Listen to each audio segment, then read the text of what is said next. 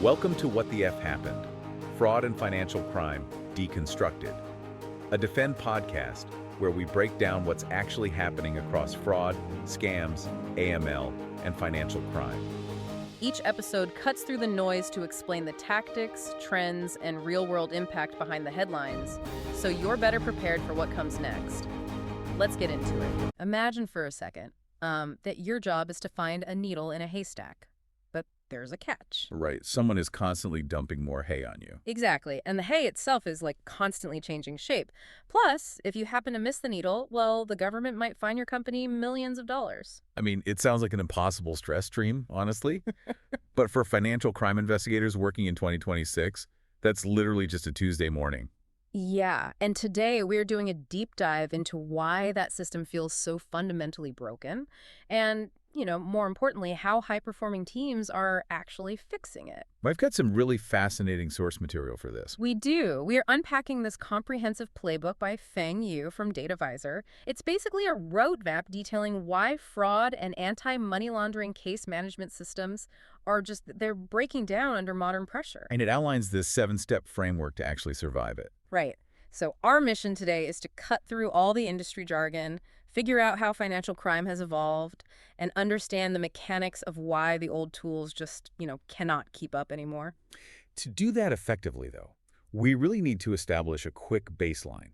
Because fraud and anti-money laundering, or AML, they're two very different functions. Even though they operate in the same ecosystem. Exactly. I mean, so fraud asks this very operational, immediate question, right? Like, did this person steal something, and how do we stop the financial loss right now? It is completely about stopping the bleeding. Like freezing an account or blocking a wire transfer the literal second it looks suspicious. Yes. But AML, on the other hand, asks a regulatory historical question.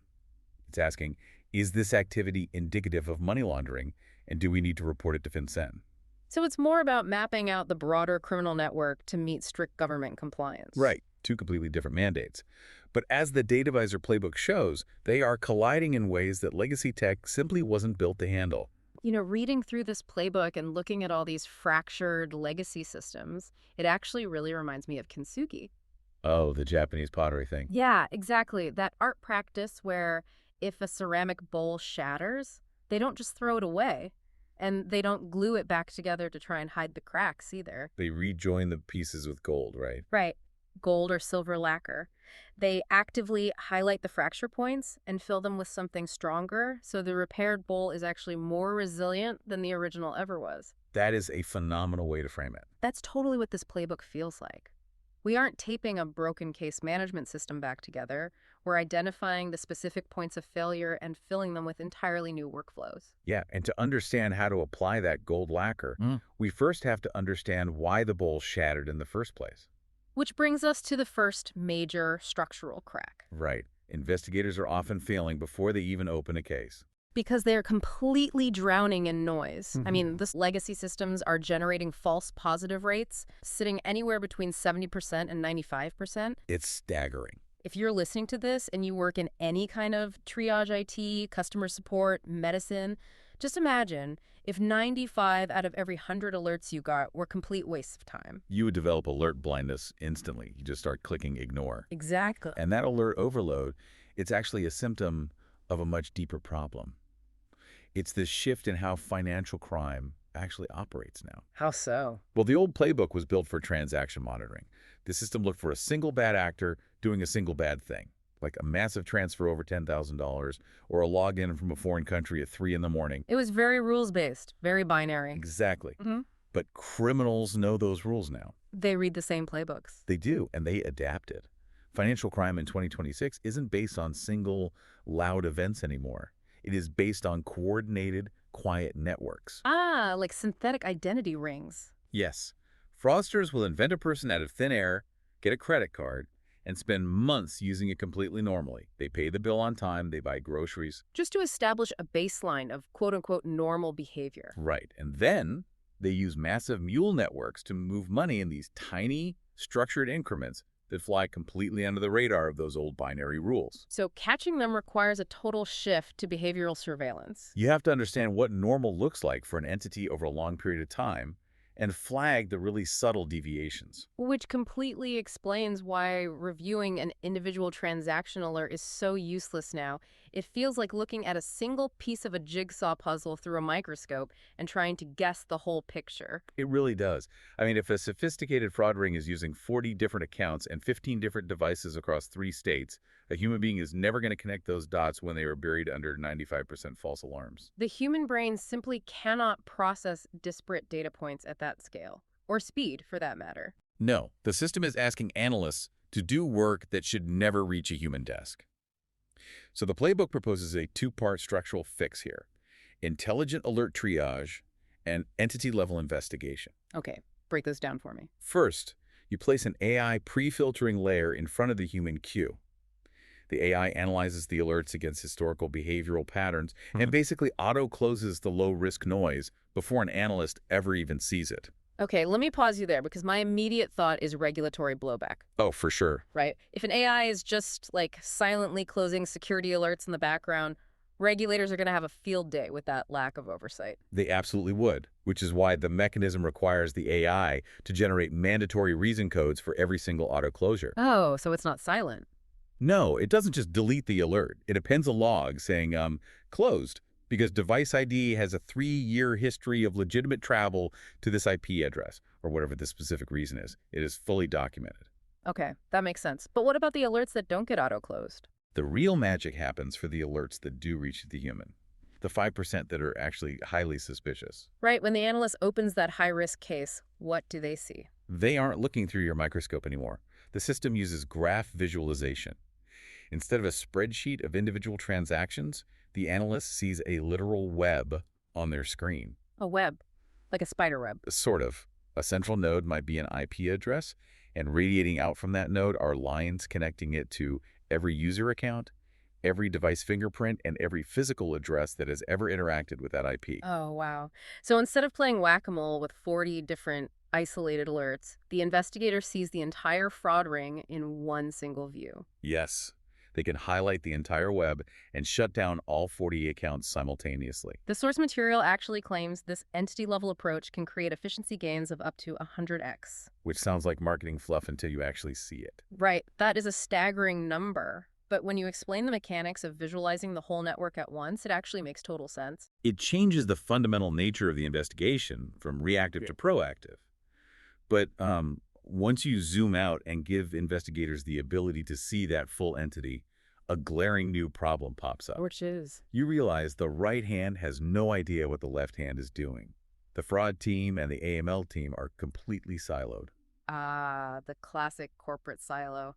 But I imagine in this context, it isn't just inefficient, it's actively dangerous. It is. The playbook points out that fraud is very often the predicate offense to money laundering. Right, because the money has to originate somewhere. So the proceeds of like an authorized push payment scam, an APP scam, they don't just vanish into thin air. No, the criminals immediately move those stolen funds into their mule networks to be laundered. And yet these teams are often working in completely fragmented environments. I think the playbook notes institutions are frequently using 4 to 6 separate tech stacks across risk departments. Which means a fraud investigator might catch an account takeover, freeze the account, close their case, and celebrate a win. Meanwhile, they have absolutely no idea that the AML team down the hall desperately needs that exact compromised account data to track where the rest of the laundered money is flowing. Exactly. The criminal just slips right through the gap between the two departments. Okay, look, if the criminal is explicitly exploiting the gap between fraud and AML, why are we tiptoeing around this? Why not just smash the two teams together? I know, it seems obvious, right? Put them in the same room, under one manager, with one budget. One giant financial crime super squad. Problem solved, right? It is incredibly tempting to view merging as the silver bullet, but you absolutely cannot do it. The regulatory frameworks forbid it for very practical reasons. Like, real way. Remember our baseline definitions from the intro? Operational versus regulatory. Right. The fraud team is operating under intense pressure to stop immediate operational loss. They have to freeze funds in milliseconds. The AML team is operating under strict government mandates to map networks and file suspicious activity reports to FinCEN within a rigid 30-day window. Oh, I see. If you merge the teams, you bleed those mandates together. An analyst focused on stopping a $500 fraud loss might inadvertently tip off a massive money laundering suspect. Which could ruin a federal investigation? Exactly. They have fundamentally different thresholds for action. So you are trapped. You can't merge the teams, but keeping them siloed lets the criminals win.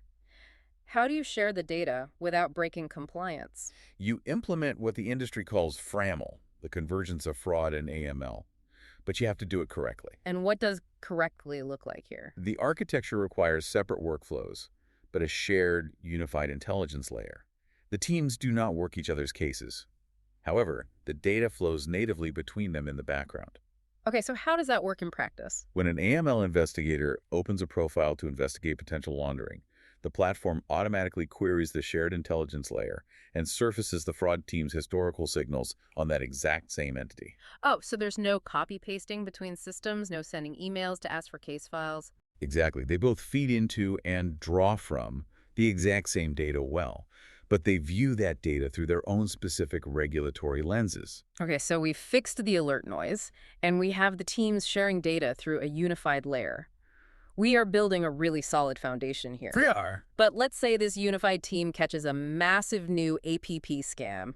The fraudsters are watching, they realize their vector is burned, so they pivot to a completely new tactic overnight. Which they always do. Right. If the underlying software system is rigid, does all this shared data even matter if we can't update our detection rules? This is breakdown number 3, the adaptation gap.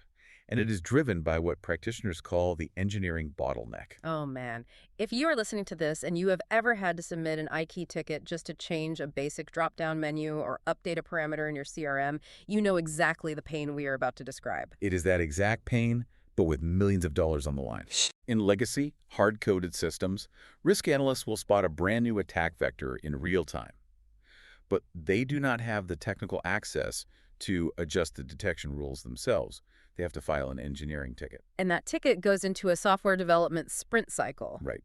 The new code has to be written, placed into a staging environment, run through quality assurance testing. And suddenly weeks or even business quarters have gone by. It's like realizing the lock on your front door is broken, but instead of just going to the hardware store and fixing it, you have to submit a permit to the city, wait for an inspector, and the approval takes 3 months. That's exactly what it's like. Meanwhile, the fraudsters are just casually walking in and out of your house, exploiting the known vulnerability. Yep. So how do institutions close this adaptation gap without swinging the pendulum too far? Because giving non-engineers the power to change live, algorithmic rules sounds like a great way to accidentally flag every single transaction in the bank and shut down the business. It is a massive operational risk. The Playbook solves this through a combination of no-code rules and champion-challenger model learning. Okay, what are no-code rules? First, the platform provides a graphical interface where risk teams can configure and update rules themselves using drop-down logic, rather than writing Python or Java. They can respond to a threat in hours. But to prevent them from accidentally breaking the bank. The system enforces shadow testing. Okay, walk me through the mechanics of shadow testing. How does it actually protect the live environment? When an analyst creates a new rule, let's call it the challenger rule, it does not go live. The system runs it in the background, in the shadows, against a massive data set of historical transactions. Okay. Simultaneously, it runs the existing champion rule against that exact same data. The system then compares the deltas. So it generates a mathematical report. Exactly. It shows the analyst. If this challenger rule had been live for the last 90 days, it would have caught 15% more fraud, and the false positive rate would have dropped by 2%. Oh, I see. So you prove the math on historical data before it ever touches a live customer account. Precisely.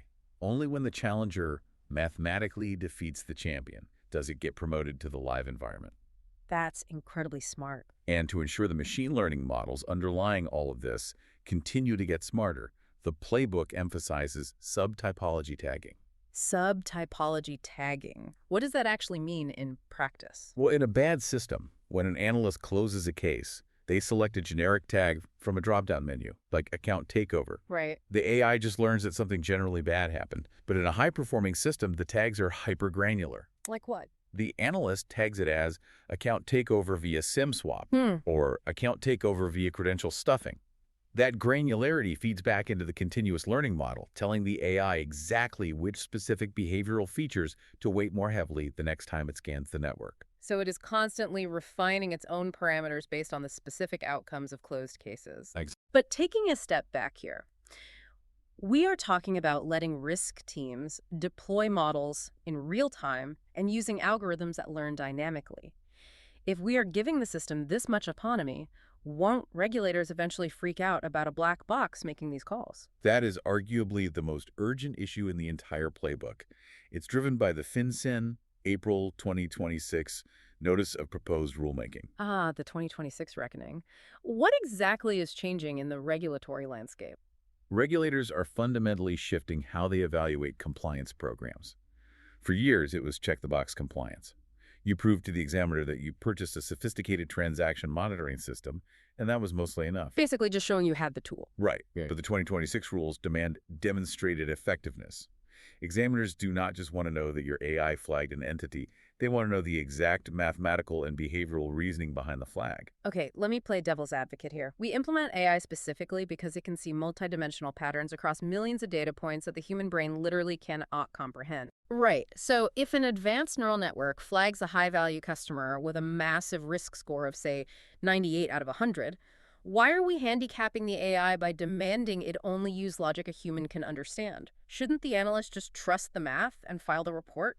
Trusting the math without understanding it results in what the industry calls the undefendable decision. The undefendable decision. Yeah. If you have a risk score of 98, but the system is a black box and cannot show you the reasoning path, it is a massive regulatory liability. Oh, because you have to defend it to an auditor. Exactly. Imagine your analyst is sitting across from a federal examiner. The examiner asks, why did you file a suspicious activity report on this specific customer? If the analyst's only answer is, the computer gave them a 98, that is an immediate program deficiency. Yeah, that makes sense. You cannot audit an algorithm you don't understand. So how does the Data Visor framework actually solve the black box? Through explainable AI, the system is architected to produce a human-readable reasoning path for every single decision. Like a plain English summary. Yes. It translates the algorithmic weights into a clear narrative. Like, we flag this entity because their device fingerprint matches a known neural network, their transaction volume spiked 400% on a Tuesday, and they bypassed a geolocation check. Wow, that's specific. It has to be. Yeah. And crucially, every one of those claims must be hyperlinked and traceable back to the raw underlying transaction logs. You have to show your work. That makes total sense. You have to be able to defend the logic. But the playbook mentions another trap here alongside the black box, the audit gap. Ah, yes. The audit gap is basically a problem of time. How so? Let's say an auditor asks to see why an analyst made a specific decision on an account 6 months ago. In a legacy system, the compliance officer pulls up the account, but the dashboard shows the account as it exists today. Wait, really? Yeah. The customer has updated their address, new transactions have posted, old alerts have cleared. The context the analyst saw 6 months ago is completely gone. Oh my gosh. You cannot prove they made the right call because you can no longer see what they saw. That is a terrifying vulnerability. You could make the perfect decision based on the data you had on a Tuesday, but if the data changes by Friday, you look incompetent to an auditor. To fix this, the system must capture an immutable audit trail snapshot. How does that work? When the analyst clicks Approve or Close on a case, the platform literally takes a digital picture of the exact data state, the specific alerts that were visible, and the precise risk scores at that exact second in time. And it just saves it. It locks that snapshot in a vault. So when the examiner asks about it 6 months later, you can instantly recreate the exact visual environment the analyst was operating in. That alone would save compliance officers countless sleepless nights. Without a doubt. Which actually brings us to the final hurdle. We have investigated the entity, the AI's reasoning is fully explained, and we have an immutable snapshot locked in the vault. Right. But if the actual compliance paperwork isn't filed correctly and on time, this entire sophisticated process was basically for nothing. And this is the seventh and final breakdown, treating compliance reporting as an administrative afterthought. I can completely visualize this workflow breaking down. Like an investigator spends a week untangling a massive web of synthetic identities. They finally close the complex case. And then they open a blank Word document and stare at a blinking cursor. Yep. Trying to remember all the intricate details from memory to write up a suspicious activity report. Or, a written statement of unauthorized debit at WSUD for a fraudulent ACH return. And human memory is incredibly fallible. Highly fallible. Reconstructing complex network cases days later leads to thin narratives, inconsistent details, and most dangerously, late filings. Because FinCEN enforces a strict 30-day filing deadline for SARs, right? Exactly. If you treat the report as a postscript, you will miss deadlines. And under the 2026 demonstrated effectiveness rules, late filings and poor quality narratives will result in severe examiner findings and potential fines. So how do you fix it without just hiring an army of technical writers to follow the analysts around? You integrate the output. You build the compliance report during the investigation itself. Oh, like simultaneously? Yes. This system should automatically assemble the SAR narrative, or the regulatory documentation, as a structured byproduct of the investigator's natural workflow. How seamless is that, actually? It's very seamless. Every time the analyst highlights a transaction in the graph and tags it as anomalous, the system auto-populates that data into a chronological narrative field in the draft SAR. Oh, wow. And when they link two entities together visually, the system automatically translates that relationship into text for the report. By the time the investigation is done, the report is already 90% written. That is incredibly efficient. But is it fully automated? No, and there is a non-negotiable rule here. There must be a human in the loop for final approval. Because regulators won't accept an AI doing the filing. Exactly. Regulators will not accept autonomous AI-submitted SARs. The AI acts as the drafter, pulling together the evidence, but the human analyst acts as the editor-in-chief. They review the narrative, ensure the explainable AI logic makes sense, and they are the ones who officially file it. Okay, we've covered an immense amount of ground here today. We've outlined 7 massive structural breakdowns, from drowning in alert noise to the siloed departments, the engineering ticket trap, black box algorithms, and botched reporting. There's a lot to take in. It really is. If someone is listening to this right now, sitting at their desk and feeling totally overwhelmed by the sheer scale of the problem, where on earth do they start applying the gold lacquer to their kintsugi bowl? The DataVisor playbook is very clear on triage. You sequence your investment based on your highest operational pain, not by whatever vendor feature looks the most appealing. You must triage the highest bleed. Meaning, don't just buy the shiny new graph visualization tool because it looks cool in a demo. Exactly. I mean, if your analysts are burning out and your queue never empties, your highest bleed is alert overload. Do not buy a flashy graph tool first, because your team won't even have the time to look at the graphs anyway. Right, that makes total sense. You need to invest in intelligent alert triage and AI pre-filtering to stabilize the queue first. What about reporting issues? Conversely, if your SARs are constantly being returned by quality assurance for poor narrative quality, your bleed is reporting. Start with integrated compliance outputs. You have to fix the specific foundation that is currently sinking your operation. That is intensely practical advice. Well, let's bring this all together. Today, we journeyed from the nightmare of surviving 95% false positive alert queues to the necessity of building a proactive, explainable, and unified FRAML ecosystem. A huge leap. Absolutely. We've explored the mechanics of why old transactional rules cannot catch coordinated entity-level networks and how graph visualization exposes them. And we learned that the 2026 regulatory standard is entirely about demonstrated effectiveness. Right. You cannot just possess the tools anymore. You have to prove, mathematically and visually, exactly why your system works using immutable audit trails and human-readable AI. It is a massive paradigm shift for the industry. You are moving from a posture that is inherently reactive, siloed, and opaque, to an architecture that is continuous, converged, and fully defensible to an examiner. And as we wrap up this deep dive, I want to leave you, the listener, with a final thought to ponder. We've established today that regulators now demand highly transparent, explainable AI. The system has to clearly and explicitly document, in human-readable terms, exactly which behavioral signals and data points it considers to be suspicious. Because if it doesn't, it's an undefendable decision. Right. But if an AI is required to explicitly document exactly what it catches and how it catches it, well, how long until highly organized criminal networks start using their own AI models to study those exact explanations, reverse engineer the logic, and generate the mathematically perfect, undetectable synthetic identity? You've been listening to What the F Happened? Fraud and Financial Crime Deconstructed, a Defend podcast by DataVisor. If you want to keep learning between episodes, check out Defend Training, a set of self-paced online courses for fraud and financial crime professionals, practical and built around real-world scenarios. And you can earn CPE credits through the ACFE San Francisco Bay Area chapter. You can find it at datavisor.com/defendtraining. The link's in the description. This episode's audio was generated using Google's Notebook LM, based on expert analysis and trusted sources. Thanks for listening. We'll see you next time.